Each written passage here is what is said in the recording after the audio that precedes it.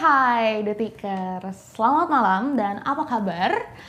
Selamat datang kembali di program eLife. Bersama aku, Vidya Pinandita, selama sekitar 1 jam ke depan kita akan bahas banyak tentang fashion, health, and beauty, dan segala-galanya yang pastinya lagi tren. Nah, teman-teman Detikers, siapa di sini yang udah scroll-scroll media sosial nih hari ini? Kalau yang kayak aku gitu ya, bangun tidur langsung scroll-scroll lini masa di media sosial tuh pasti nih udah nggak asing lagi sama satu video yang lagi viral. Dimana ada seorang ibu yang marah kepada seorang kurir paket begitu ya. Karena diduga-duga sih karena ada kesalahpahaman tentang barang yang dibeli atau tentang pembayaran transaksi yang sudah berlangsung gitu. Detailnya gimana nanti kita akan nonton bareng-bareng mungkin ya teman-teman ya. But anyways, teman-teman di sini mungkin selama pandemi gitu ya, jadi familiar banget nih sama belanja online. Sebenarnya aku dan teman-teman nih kita udah paham banget belum ya sebenarnya tentang e-commerce itu sistemnya seperti apa sih? Pembayaran yang aman, belanja yang aman itu seperti apa sih? Nah, biar kita nggak tebak-tebakan dan biar kita dapat jawabannya, malam ini aku udah kedatangan narasumber yang pas banget. Tentunya beliau adalah Ketua Umum dari Indonesian E-Commerce Association. Siapa lagi kalau bukan Mas Bima Laga. Aku langsung welcome aja nih. Halo Mas Bima. Halo Mbak, apa kabar? Halo, apa kabar Mas Bima? Aku baik. Mas Bima di sana apa kabar? Alhamdulillah baik Mbak Vidya. Sehat Mas Bima? Alhamdulillah, itu yang penting sekarang. Itu penting banget sekarang, bener banget. Nah, Mas Bima, tadi kan di opening aku sempat sebut tipis-tipis nih Mas soal video yang lagi viral nih, yang dimana ada seorang ibu yang marah sama seorang kurir paket yang katanya sih karena ada kesalahpahaman tentang pembayaran atau ada karena barang yang salah datang gitu, kira-kira begitu. Mas Bima udah nonton belum sih video viralnya Mas? Sudah sih, karena memang rame ya. Ya rame banget ya, timeline Twitterku juga banyak banget nih bahasan tentang video itu. Tapi buat teman-teman Detiker, siapa tahu di rumah ada yang belum nonton, aku pengen tampilin dulu videonya biar kita sama-sama connect gitu ya. Sebenarnya video yang mana sih yang lagi kita bahas? Mari kita lihat dulu videonya. Iya, pokoknya kalau misalkan sellernya komplain karena packingannya beda dari semulanya. Ini bukan karena packing ya, hei. Ini barangnya nggak sesungguh. Masalah barang kan urusan kita, Kak. Iya, kenapa lu ngapa tugas lu ini pulangin seller. Tugas lu ini pulangin ke sono orangnya Oh, nggak begitu? mau. Oh, begitu? Kayak gini nggak rusak ya. Nah, itu tadi cuplikan videonya. Di Mas Bima, kelihatankah videonya dan terdengar suaranya Mas? Jelas sekali.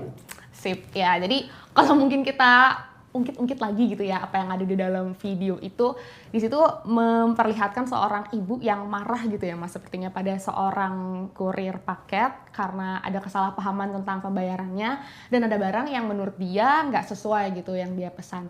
Nah, sebelum aku tanya-tanya lebih dalam tentang e-commerce dan keamanan transaksi gitu Mas, mungkin Mas Bima ada tanggapan lebih dulu tentang video itu seperti apa sih Mas? Ya tentunya memang kalau tanggapan di video itu kita merasa harus ada literasi digital khususnya mengenai pembayaran COD ya yang perlu kita komunikasikan bersama-sama. Dan memang itu tugas kita bersama, dari segi asosiasi juga kita bertugas untuk mensosialisasikan, dari segi player, anggota-anggota member IDEA itu juga mensosialisasikan syarat dan ketentuannya seperti apa. Sehingga untuk menghindari terjadinya ke depan lagi kasus-kasus mengenai yang video yang nantinya mungkin akan viral itu bisa kita hindari Mbak. Jadi di sini saya mau menekankan bahwa literasi digital itu menjadi salah satu faktor yang paling penting ya dalam hal pembayaran dan juga cara berbelanja online. Itu mungkin Mbak. Artinya sebenarnya ketika kita bicara tentang belanja online, yang perlu kami konsumen pahami itu bukan hanya tentang e-commerce atau belanja online itu seperti apa, tapi juga paham dunia online itu juga seperti apa, mungkin biar lebih amannya ya Mas Bima ya?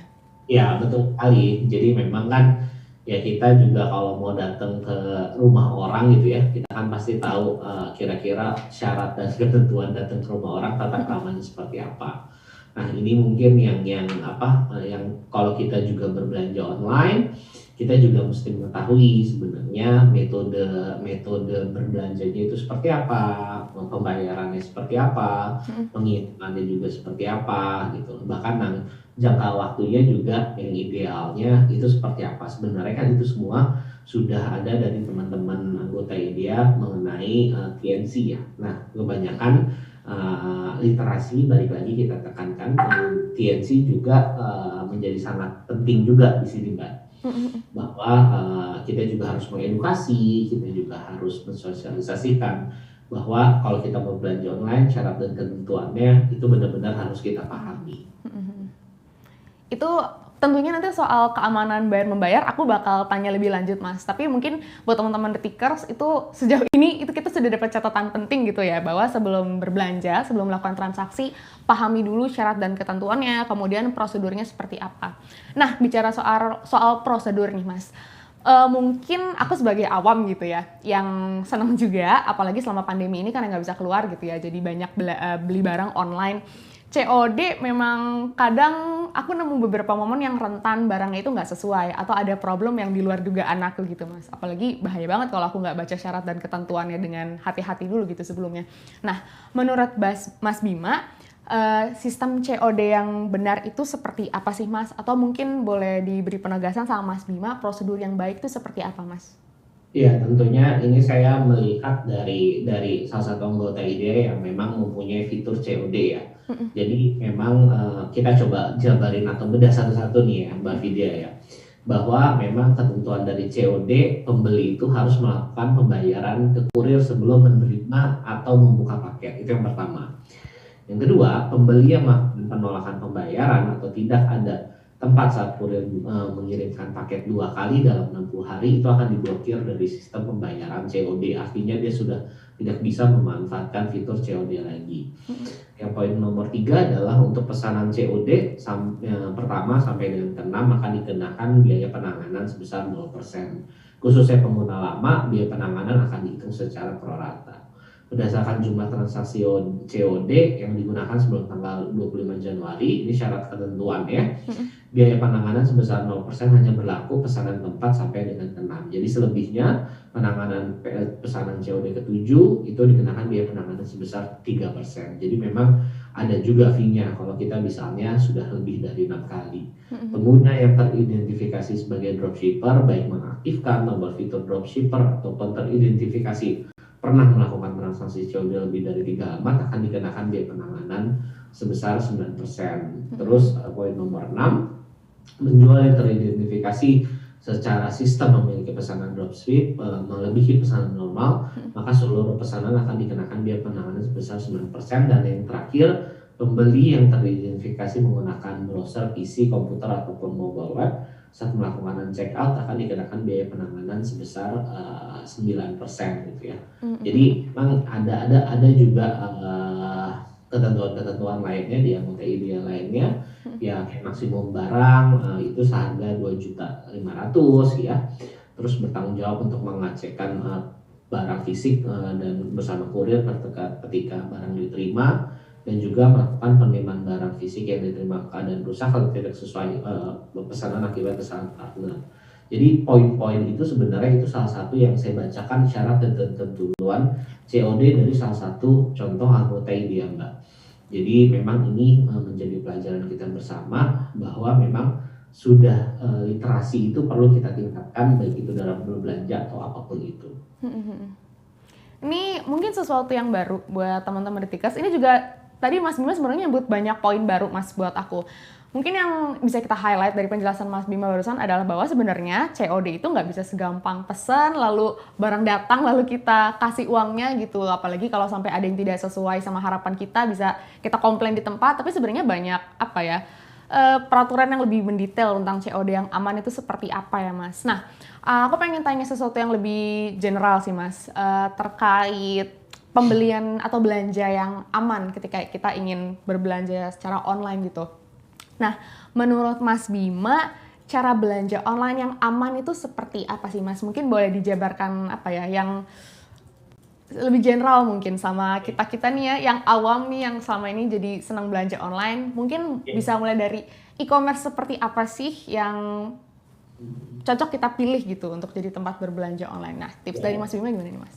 Tentunya saya berbelanja online tuh mulai dari tahun 2010 ya, karena saya juga punya startup juga waktu itu. Jadi kurang lebih sudah 11 tahun. Jadi pengalaman saya beli produk itu macam-macam ya. Dari produk yang murah sampai mahal gitu ya. Bahkan saya pernah punya cerita, Mbak, saya beli proyektor mini ya, itu kecil, paling segini ya. Itu harganya tuh 4 juta rupiah. Begitu datang, saya kirim ke kantor, sama kurir saya ditaruh di bawah meja saya, Mbak. Sama OB saya itu ditaruh di bawah meja saya. Kalau bisa keinjek atau apa itu kan kesalahan bukan kepada pengiriman kan, pada orang yang nggak tahu sebenarnya barang itu harganya mahal. Itu saya beli proyektor yang kecil. Nah sebenarnya untuk berbelanja online yang patut kita berbelanja online yang aman dan nyaman, pertama identifikasi penjualnya dulu, itu sangat penting. Jadi kalau memang dia membuka toko di marketplace, lihat dari reputasinya, lihat dari seberapa banyak dia bisa menyelesaikan transaksi dalam jumlah orderan yang dia terima. Let's say dia dapat orderan 100, dia bisa menyelesaikan 98 transaksi. Bagi saya dia tergolong penjual yang memang bisa memenuhi harapan dari konsumen. Setelah itu membaca deskripsi dari produk. Ini yang saya masih banyak menemui, masih banyak yang belum membaca secara detail deskripsi dari produk tersebut. Jadi contohnya Mbak mungkin pernah dengar Mbak video, saya ngelihat barangnya gede begitu datang kok kecil ya gitu. Itu hampir sering banget kayaknya saya dengar gitu, karena sebenarnya mungkin penjualnya nggak salah, tapi usernya itu tidak membaca deskripsi secara detail. Saya kalau beli mobil-mobil mainan Mbak untuk anak saya, itu kan penjualnya itu sudah mengasih deskripsi panjang kali lebar, skalanya bahkan itu sudah dikasih tahu. Itu saya ukur dulu pakai penggaris Mbak. Bener-bener detailnya saya ukur dulu. Oh jadi kalau datangnya segini nih, panjangnya segini, lebarnya segini. Tapi kan nggak semua orang seperti itu kan. Orang hanya melihat gambar bagus dia order. Nah balik lagi kuncinya adalah di literasi. Jadi kita benar-benar tahu, dan pengirimannya juga digunakan untuk apa? Pastikan pengiriman memang bisa dikirim dengan area yang di cover oleh pengiriman. Let's say area saya mungkin bisa di cover hampir semua ekspedisi gitu ya. Jadi saya menggunakan jasa ekspedisinya juga yang masih mencakup area. Tapi kan mungkin yang menonton ini ada juga area yang hanya bisa dijangkau oleh ekspedisi tertentu gitu. Sehingga nanti membutuhkan waktu lebih lama contohnya gitu. Mungkin bisa dia bekerja sama gitu, third party-nya dia pasti bekerja sama, tapi itu adalah menjadi kewajiban kita bersama. Setelah yang terakhir adalah metode pembayaran. Setelah dia memilih logistik, yang terakhir kan bayar ya kan. Nah, setelah memilih metode pembayaran itu juga harus kita pelajari yang sesuai dengan kemampuan kita untuk membayar secara cepat. Saran saya, bayar itu kalau bisa, karena e-commerce adalah elektronik, bayar itu diselesaikan di elektronik gitu loh. Tapi kalau memang kita juga tahu ada masyarakat Indonesia yang masih unbankable, sehingga dia nggak punya rekening bank atau nggak punya mobile banking, gitu. Dia harus ke minimarket terdekat gitu ya. Tapi kan itu sebenarnya bisa diselesaikan juga secara cepat gitu ya. Nah kalau untuk COD kita memang tahu itu juga ada salah satu metode pembayaran yang dikembangkan, karena memang sebenarnya dari dulu sudah ada. Tetapi kan idealnya kita sudah berkomitmen sudah untuk membeli gitu ya. Jadi setelah barangnya sebelum dibuka, idealnya memang sudah harus melakukan pembayaran terlebih dahulu gitu Mbak. Ini sebenarnya sesuatu yang lucu sih Mas, karena mungkin buat cewek-cewek ya, siapa tahu yang bisa relate gitu sama studi kasus aku gitu. Biasanya kalau cewek-cewek tuh problem seputar barang yang nyampe itu ternyata nggak sesuai yang dikira, itu sering banget pakaian Mas. Dan sering banget muncul jokes gitu ya, bercandaan di timeline Twitterku. Itu mereka nge-screenshot review yang mereka kasih ke sellernya nih di satu e-commerce, terus mereka ya asarnya ngata-ngatain gitu lah ya yang jual, karena mereka merasa yang datang itu nggak sesuai sama barang yang mereka pesen. Padahal itu semua sudah secara rinci dijelaskan di deskripsi barang yang dijual. Itu catatan penting juga buat kita teman-teman Detikers ya, untuk meminimalkan risiko kesalahan, entah kita salah paham atau barang yang datang nggak sesuai sama ekspektasi kita. nggak ada salahnya, penting banget bahkan buat baca deskripsi barang yang dijual dengan jeli dulu. Aduh, itu catatan penting banget. Terutama buat cewek-cewek nih ya yang belanja baju online, aduh, itu penting banget. Nah, Mas, tadi Mas Bima kan sempat sebut tentang metode pembayaran gitu ya, Mas. Nah, sekarang kan metode pembayaran banyak banget ya, Mas. Ada yang pokoknya cara A, cara B, cara C gitu lah untuk bayar belanja online. Termasuk ada pilihan COD juga. Nah, dari sekian banyak pilihan metode pembayaran ini, menurut Mas Bima, metode mana sih yang paling aman? Atau kalau mau menyesuaikan kondisi orangnya seperti apa, ya kira-kira untuk orang dengan tipe seperti ini, metode seperti apa yang paling aman gitu? Yang mana yang Mas Bima rekomendasikan gitu? Iya, kalau dari saya, cara yang paling cepat itu adalah cara yang paling bisa menyelesaikan conversion rate itu paling bagus.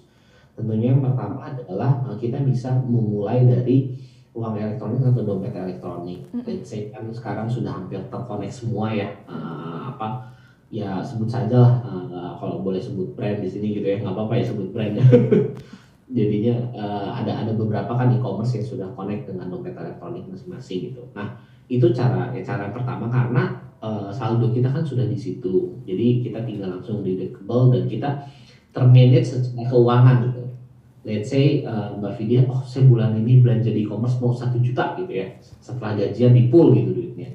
Ini jadi kayak financial planner. Nah, jadi begitu di dompet elektronik, nah itu kan ke track record kan. Kalau misalnya Mbak Vidya belanja di sini 1 juta dalam sebulan, ya habisnya sekian gitu. Nah, itu yang pertama. Yang kedua, virtual account. Karena virtual account itu kan ada batas waktunya ya Mbak ya. Jadi kita harus menyelesaikan transaksi let's say dalam 30 menit atau berapa menit gitu ya. Itu sudah harus langsung dan itu dikonfirmasinya oleh platform itu lebih cepat. Nah, ada mungkin yang transfer bank yang orang nggak punya mobile banking tapi mesti KTM. Nah, selain transfer bank, baru sesudah itu minimarket, habis itu adalah salah satunya COD. Tapi kalau Mbak tanya saya paling prefer adalah dompet elektronik dan virtual account. Itu yang paling sering saya gunakan untuk berbelanja online, Mbak.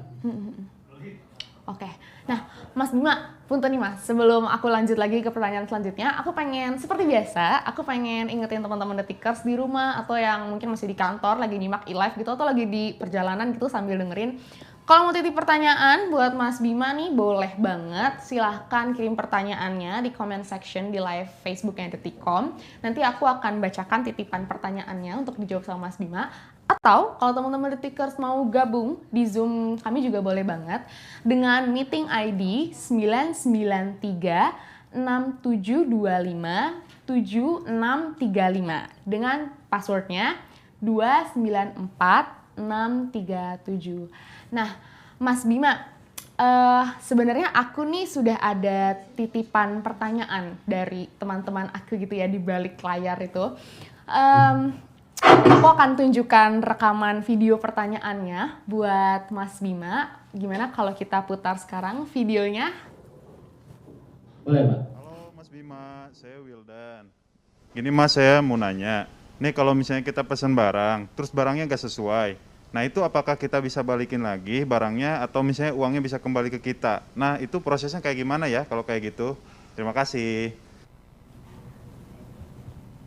Oke, itu tadi videonya. Suaranya terdengar nggak Mas Bima? Terdengar bagus kan? Terdengar, sip. Iya. Oke.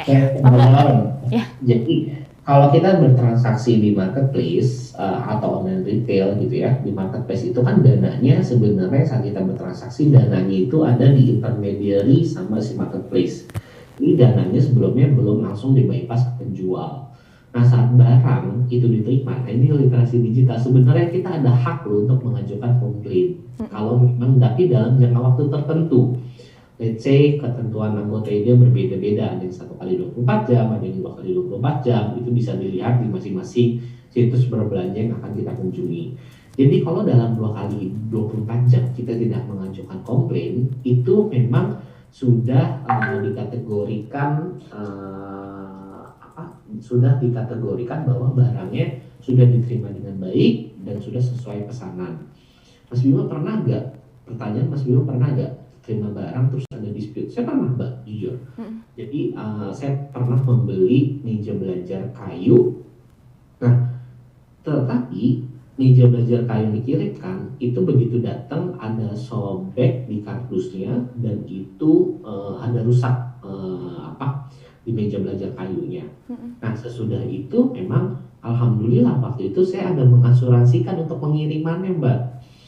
Jadinya setelah saya komplain, saya fotoin, itu diganti 100% full oleh insuran dari pihak logistiknya. Karena memang itu terjadi mungkin ditumpuk-tumpuk, terus ada yang bolong gitu ya. Nah, itu akhirnya diganti full 100%. Kalau misalnya nggak ada insurannya, seperti apa Mas Bima? Nah, kita dalam jangka waktu tertentu, kita berhak mengajukan komplain. Dan itu akan dimediasi oleh platform dengan mengirimkan bukti-bukti komplainnya, Mbak ya. Dan memang bukti komplainnya harus sesuai ya, jadi memang harus mengirimkan foto gitu ya, harus misalnya barangnya harus dikirim balik, memang kita harus datang ke logistik untuk mengirimkan balik gitu ya. Nah, itu juga kita harus melakukannya gitu. Jadi kita, saya mau komplain tapi abis itu saya nggak mau ngapa-ngapain, ya nggak bisa juga gitu, karena kan ini udah ada tanggung jawab kedua belah pihak kan. Nah, ini sebenarnya yang teman-teman bisa lakukan. Jadi waktu terima barang, make sure barangnya bagus. Setelah itu mengirimkan atau memencet kolom notifikasi yang ada di marketplace atau di anggota IDEA, itu kita menerima barangnya itu kan bisa, atau kita mengajukan komplain. Jadi sebenarnya step-step itu sudah ada Mbak flow-nya. Yep. Ini mungkin aku sedikit studi kasus juga gitu ya. Kembali lagi kalau ke cewek-cewek, Mas. Kayaknya kalau cewek-cewek tuh lagi-lagi yang sering dibeli paling banyak mungkin fashion kali ya. Sebenarnya mungkin ini teman-teman Tikas juga mungkin relate ya, bahwa sebenarnya beberapa penjual untuk beberapa barang yang memang rentan sangat berpotensi buat salah kirim atau kurang tepat gitu yang dikirim, penjualnya itu memang memfasilitasi bisa di refund atau diganti dengan barang yang lebih baik gitu, yang lebih bebas dari cacat gitu, dengan syarat di video atau di foto dulu sebelum barang yang nyampe itu sudah dibuka. Nah, biasanya keterangan seperti ini, bener kata yang Mas Bima tadi jelasin, itu biasanya tertera di rincian produknya itu, atau di pokoknya keterangan yang dijelaskan oleh si toko online-nya lah. Jadi ya itu dia ya teman-teman ya, pentingnya membaca dulu rincian produknya. Kalau perlu tokonya juga punya ketentuan ABC seperti apa, kita pahamin dulu biar sesuai gitu sama yang kita cari ya. Lagi-lagi untuk meminimalkan risiko barang salah sampai atau kita salah respons juga ketika barangnya nyampe. Nah, Mas Bima, ada titipan pertanyaan lagi nih dari teman aku. Mangga kita play videonya. Halo Mas Bima, saya Ayu. Saya mau nanya nih Mas, kalau kita mau check out itu biasa di e-commerce ada pilihan virtual account sama transfer bank nih Mas. Itu sebenarnya bedanya apa sih Mas antara kedua sistem pembayaran itu? Makasih ya Mas. Nah, itu dia pertanyaannya. Mangga dijawab Mas Bima. Ya, thank you Ayu ya yang tadi nanya. Sebenarnya virtual account itu tadi saya sudah bilang, kalau saya sih paling senang virtual account. Karena kalau virtual account itu berarti saat mengenerate kode transaksi itu hanya khusus untuk account kita. Jadi istilahnya bank itu ada link membuka account kita tapi dengan jangka waktu tertentu. Jadi mereka sudah connect by system dari platform dan juga banknya. Nah, ini juga akan mempengaruhi notifikasi untuk penjual. Jadi kalau misalnya banknya sudah mengkonfirmasi lebih cepat ke platform, platformnya sudah mengkonfirmasi penjual, dan penjual akan lebih cepat mengirimkan barang. Bukan berarti transfer bank nggak cepat ya, tapi biar gimana pun transfer bank juga membutuhkan waktu untuk pengecekan. Dan biasanya pengecekan itu lebih lama dari virtual account. Let's say kalau virtual account mungkin 10 menit, 5 menit itu sudah langsung otomatis. Mungkin kalau transfer bank membutuhkan waktu lebih lama, seperti saya 1 jam atau 2 jam. Nah, makanya kalau tadi ditanya, saya paling suka memang pakai virtual account. Kalau saya ya, setelah dompet elektronik atau uang elektronik, saya paling suka itu virtual account. Itu Mbak. Yap. Kepada Kakak Ayu, semoga terjawab pertanyaannya. Itu tadi rekomendasi metode pembayaran dari Mas Bima ya guys. Nah, Mas Bima ada satu lagi titipan pertanyaan. Mari kita play videonya. Oke, Mas Bima, kali ini saya mau nanya. Jadi salah satu sistem pembayaran yang ada di e-commerce itu kan pay later. Nah, sebenarnya seberapa aman sih sistem pembayaran dengan menggunakan pay later ini? Dan kira-kira situasi seperti apa yang sebaiknya kita diperkenankan untuk menggunakan pay later ini? Terima kasih. Yap, mangga dijawab Mas Bima. Ini seru sih, ini semi financial planner kalau bicara pay later. Karena tentunya pay later itu kan berarti kita menunda kewajiban pembayaran kita sesuai dengan kemampuan kita yang pada nantinya. Bisa dicicil selama 3 bulan, 6 bulan, bahkan mungkin 1 tahun.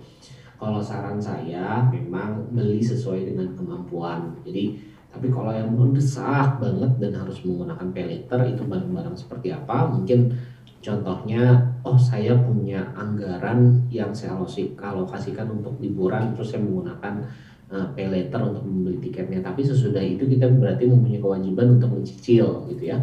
Nah itu kan memang sudah dianggarkan di setiap kita gajian, terus kita membayarnya. Tapi kalau misalnya kita juga impulsif bayar, itu kan menjadi suatu suatu ketergantungan juga kalau kita tidak bisa menanggulanginya dengan baik dan benar gitu ya. Jadi kalau saran saya ya membeli memang sesuai yang kita butuhkan, karena beda nih Mbak, kebutuhan dan keinginan gitu ya. Jadi kalau kebutuhannya apa, keinginannya apa, dan memang gunakan pay later kalau memang istilahnya metode pembayaran yang lain itu sudah tidak bisa kita lakukan gitu. Kalau saya sih lebih mengutamakan untuk membayar lewat virtual account dan dompet elektronik itu sih. Tapi kalau memang membayar dengan pay later itu juga bisa menjadi opsi gitu. Semoga terjawab pertanyaannya seputar tadi ya tentang pay later ini. Ini sesuatu yang lucu lagi Mas, karena di FYP TikTokku itu suka ada gitu anak muda yang nge-share screenshotan mereka terkejut bahwa di akhir bulan wah tiba-tiba angka pay letternya membludak gitu segitu. Terus mereka ngasih reminder gitu nih buat teman-teman nih, hati-hati ya kalau pakai pay letter. Mungkin itu bisa relate sama penjelasan Mas Bima barusan ya teman-teman Detikers. Tadi masukan dari Mas Bima adalah gunakan pay later kalau memang kondisinya mendesak dan sudah diperlukan banget sebisa mungkin, dan mungkin kalau kita masih bisa pilih metode pembayaran yang lain ya tidak ada salahnya ya Mas ya berarti ya. Iya betul Mbak. Nah aku pengen sapa teman-teman Detikers yang dari tadi sudah bersama aku di live di Facebook. Ada yang dari Jakarta, dari Bekasi, dari Pati, dari Bandung. Halo teman-teman, selamat malam. Kalau mau titip pertanyaan boleh banget, silahkan ketik pertanyaannya di comment section. Aku akan bacakan pertanyaannya. Tapi aku pengen kasih reminder lagi, kalau teman-teman Detikers mau ikut dalam video call ini juga boleh banget. Gabung aja di Zoom kita dengan meeting ID 993 6725 7635 dan passwordnya 294 637. Yuk mari teman-teman Detikers, aku tunggu titipan pertanyaannya. Nah Mas Bima, balik lagi nih. Ini sebenarnya sedikit kembali lagi ke video yang lagi viral gitu Mas. Ini kan kasusnya COD gitu ya. Kalau aku gak salah lihat gitu, barang yang diantar adalah pakaian gitu.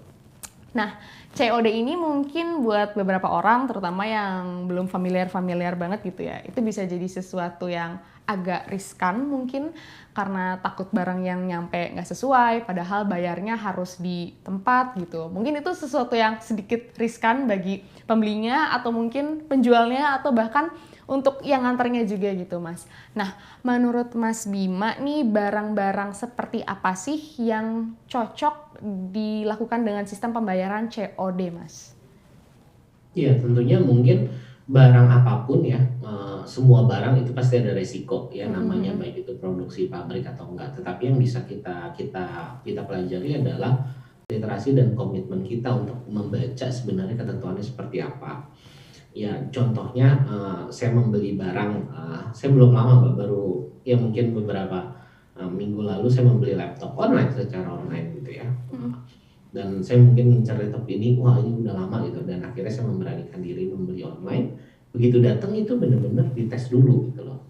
Jadi dia unboxing depan saya, dan tetapi memang saya membayarnya tidak COD, saya membayarnya langsung full di depan ya. Dan itu juga saya sudah mempercayai e-commerce ini gitu ya. Saya sudah kredibel, akhirnya saya membelinya di situ. Jadi itu kan memang ketentuan yang kita yakin gitu dengan e-commerce ini. Begitu datang dites ya, terus di ini gitu. Habis itu kita dites, habis itu baru barangnya sesuai, dan alhamdulillah masih saya pakai sampai sekarang. Nah, ini adalah PR kita bersama gitu ya. bahwa ini adalah bisa kita lakukan untuk barang-barang apapun. Resiko tuh pasti ada, tetapi sesuai dengan syarat dan ketentuan. Kalau nggak mau istilahnya ini, kita bisa membeli barang dengan transfer dulu virtual account, kita buka setelah setelah barang datang. Kalau memang ada kenapa-napa kan sebenarnya bisa ada mengajukan komplain kan ada jangka waktunya tuh dari membeli barang gitu. Nah, tapi bukan berarti kita juga tidak sesuai dengan ketentuan gitu ya, kira main dibalikin gitu ya. Tetapi sebenarnya kan itu juga butuh effort. Orang memindahkan barang dari satu tempat ke tempat lain kan juga sudah butuh effort dan komitmen sebenarnya gitu. Nah, Mas, aku ingin sedikit berpindah pertanyaan ke perihal jasa pengantarannya nih, Mas. Nah, ini kan sekarang pilihan jasa pengantaran udah banyak banget ya, Mas. Nah, menurut Mas Bima, bagaimana cara memilih layanan antar barang yang tepat nih? Melihat pilihan layanannya sudah ada banyak banget gitu kan, Mas, sekarang. Ya, kalau menurut saya sih sebenarnya apa aja ya. Tapi yang paling penting itu lokasi, Mbak. Jadi lokasi itu kita memastikan bahwa memang lokasinya itu ada di area pengiriman kita. Yang kedua memang kalau saya sih lihatnya juga yang murah ya, Mbak. yang ongkosnya kompetitif gitu ya. Tapi sebenarnya sekarang tuh ongkos logistik hampir kompetitif kok secara semuanya nggak beda jauh. Kalau saya sih lebih prefer dan juga lihat dari kemampuan dari sellernya. Kan seller biasanya dia bisa mengirimkan barang melalui 3 logistik gitu ya. Nah ya kita sesuaikan dengan kemampuan seller, habis itu kita titik temunya di mana. Karena kan saya juga sebagai penjual nih Mbak di marketplace gitu ya. Jadi memang itu juga sudah menjadi kewajiban kita kalau misalnya mengirimkan barang itu sudah kerjasama yang memang di marketplace tersebut gitu.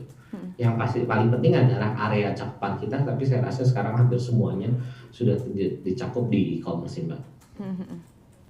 Nah, Mas, tadi kan kita berusaha memposisikan diri dari sudut pandang pembeli nih, terus juga berusaha melihat dari kacamata penjual. Nah, mungkin sedikit balik lagi ke video yang lagi viral nih, Mas. Ini kan yang kena omel, yang kena komplain besar-besaran kan kurirnya gitu ya, Mas, orang yang mengantar. Nah, kalau Mas ada kasus pesanan yang datang nih nggak sesuai atau nggak sesuai ekspektasi sama yang beli deh, kemudian kurirnya kena marah gitu seperti ada di video yang tadi kita play. Dari sisi kurir, Mas, baiknya apa yang bisa dilakukan? Atau menurut Mas Bima, ada nggak cara melakukan COD yang lebih aman agar kejadian seperti di video tadi bisa diminimalkan gitu, Mas? Ya tentunya kalau misalnya dia sudah COD dan dia melakukan di marketplace, itu kan sebenarnya dananya itu masih di hold di marketplace kan Mbak? Gitu. Jadinya kita sesuai dengan TNC, dia bayar dulu gitu.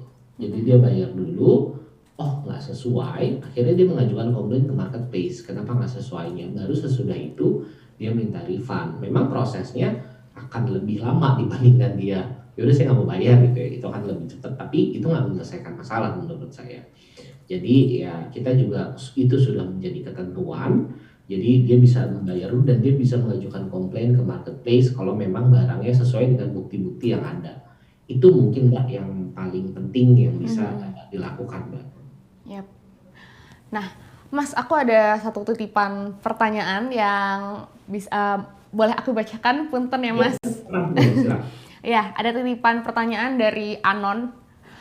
Pertanyaannya adalah gimana kalau ada kasus belanja yang datang nggak sesuai terus di refund, tapi masuknya ke wallet atau di-convert jadi point. Kesannya kayak dipaksa untuk hanya belanja e-commerce yang itu saja. Padahal kalau uangnya ditransfer ke bank, itu bisa dipakai untuk belanja di tempat lain. Sebenarnya regulasinya seperti apa? Nah, mungkin boleh ada penegasan dari Mas Bima? Ya, kalau untuk regulasi, masing-masing anggota IDE itu memang mempunyai regulasi refund yang seperti apa dan dibalikinnya seperti apa. Jadi sebenarnya itu optional kok. Kalau dibalikin ke poin atau e-poin itu juga pasti bisa dicairkan gitu. Sebenarnya itu untuk meng-secure sebenarnya, untuk meng-secure metode paling cepat, dimasukin ke wallet atau apapun itu, sesudah itu kita bisa cairkan. Kalau saya sih biasanya saya misalnya masuk ke wallet gitu ya, saya pindahkan saldo uang elektronik, saya bisa pakai buat yang lain gitu. Kalau saya ya, karena menurut saya itu yang cara yang paling praktis dan kita nggak dikotakkan juga harus berbelanja. Kan sekarang dompet elektronik itu kan bisa dipakai makan, dipakai apa gitu ya, pakai transportasi gitu ya. Itu kan berarti nggak dikotakkan hanya di untuk berbelanja di itu sih Mbak kalau saya.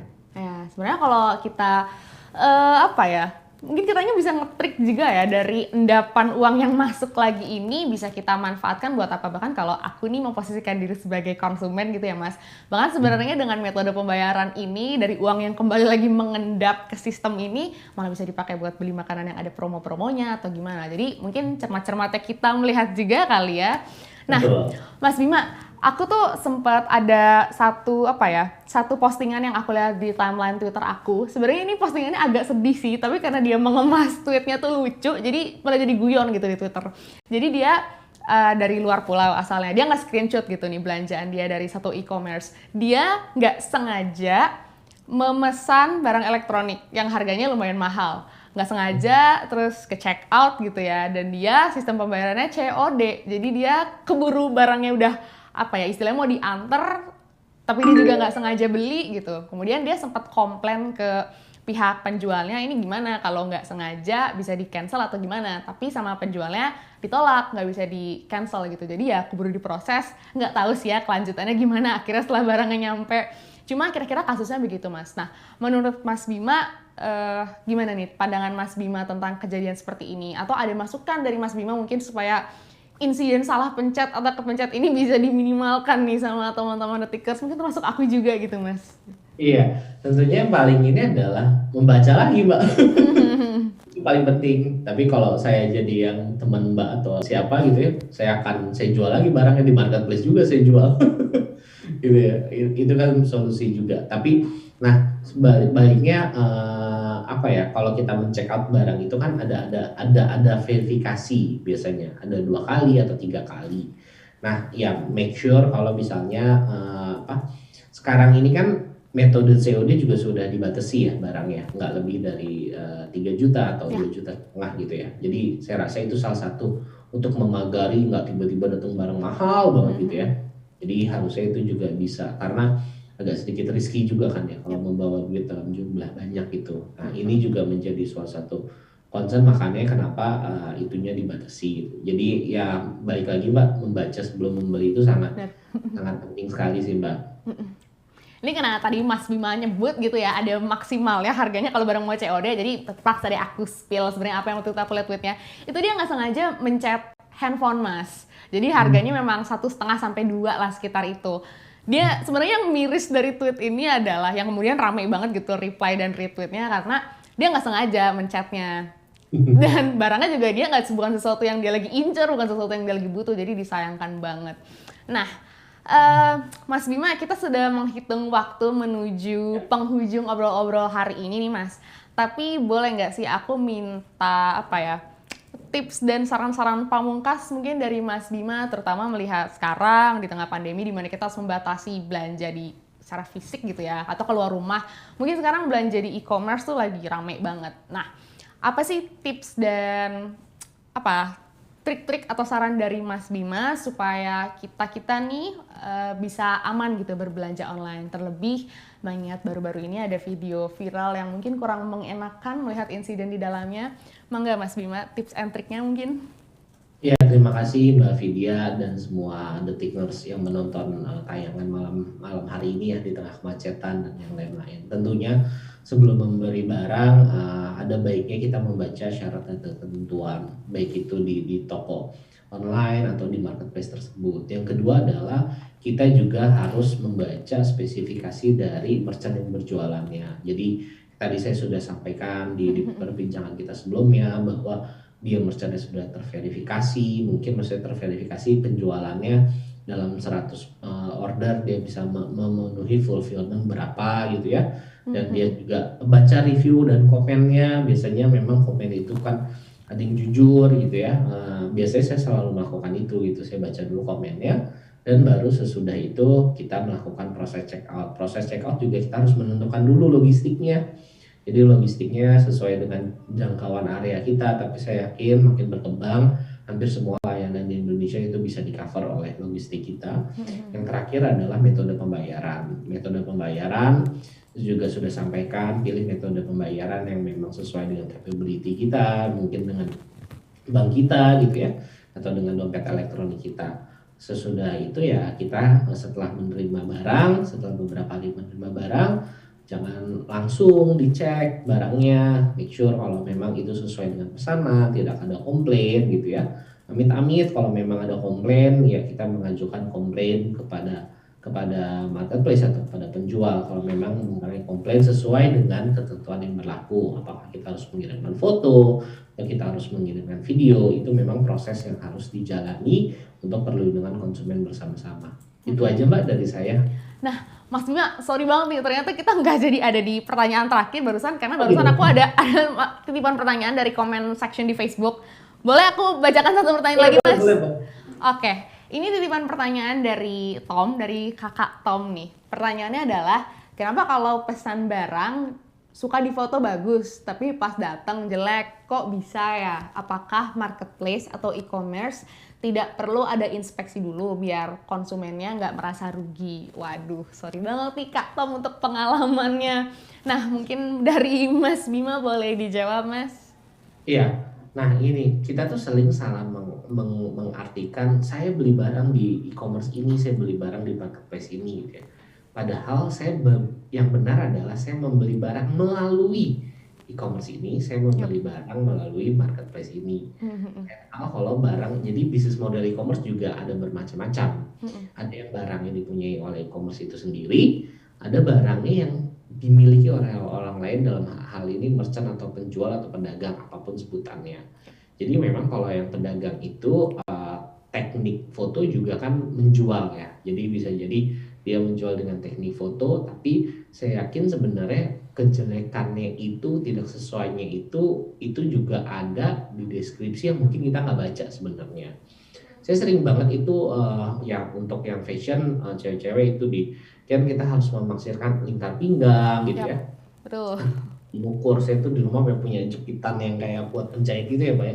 Jadi saya kalau mau beli itu benar-benar saya ini lingkar pinggang saya berapa, lingkar perutnya berapa, lingkar dada berapa, itu karena panjang tangannya juga berapa. Itu memang proses yang memang harus kita, karena kita tidak bisa melihat fisik barangnya, biar gimana pun akan selalu beda kita membeli barang secara offline, begitu juga dengan online. Karena mau sedemikian gimana bagusnya gambar, tetap nggak akan terwakili kita bisa memegang barangnya secara offline. Tetapi dengan pembelajaran sekarang yang sudah semakin bagus, semakin canggih, itu bisa menjadi sarana sebenarnya bahwa kita juga mendeskripsikan bahwa barangnya itu bisa memenuhi ekspektasi dari kita. Bahkan kalau yang niat banget gitu ya, saya tuh kalau udah mau beli online dengan harga yang kompetitif, saya bisa ke toko offline-nya dulu Mbak. Melihat ya Mas ya? Iya, cek, oh ini, oh yaudah saya beli di online, udah gitu. Ini tips and trick buat teman-teman Detikers ya. Nah, Mas, aku sebenarnya pop up satu pertanyaan lagi nih dari pertanyaan dari Kakak Tom tadi. Semoga buat Kak Tom pertanyaannya terjawab, dan dari jawabannya Mas Bima juga aku ke-trigger nih, pop up satu pertanyaan lagi.